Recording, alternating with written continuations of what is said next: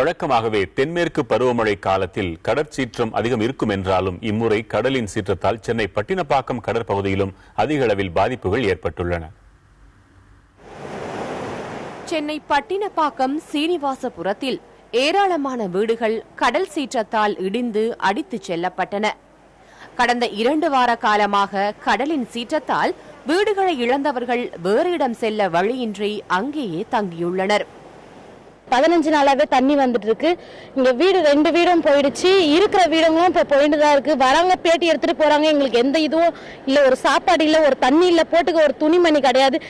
எங்களுக்கு இடம் இல்லாத நாங்க ரோட்ல குழந்தைங்களை போட்டு ரோட்ல பத்தணும். இருக்க நாளுக்கு வீடுங்க போயிட்டு தான் இருக்க தவிர எந்த முயற்சியுமே எடுக்க மாட்டாங்க. இந்த பகுதியில் ஒவ்வொரு ஆண்டும் கடல் சீற்றத்தால் பாதிப்புகள் அதிகம் ஏற்பட்டு வருவதால் தகுந்த நடவடிக்கை வேண்டும் என்கின்றார்கள் இந்த பகுதி மக்கள். கடலோர பகுதியில நிறைய கல்லுங்க கொட்டி வச்சு இந்த தண்ணி வராத அளவுக்கு தடைப்பட்டு வச்சாங்கன்னா நாங்க பிழைக்கலாம். இங்க மற்றபடி எங்களுக்கு எதுவும் வேண்டாம். வேற எந்த இதுவும் கேட்கல. நாங்க 2 இதை தான் கேட்கிறோம்.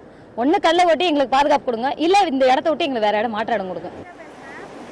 கடல் சீற்றத்தால் அதிக பாதிப்புகள் ஏற்பட்ட நேரத்தில் அதிகாரிகளும் மீன்வளத்துறை அமைச்சரும் வந்து ஆய்வு செய்தனர். 6 மாதங்களில் தூண்டில் வளைவு அமைத்து தரப்படும் என்றும் உறுதியளிக்கப்பட்டது.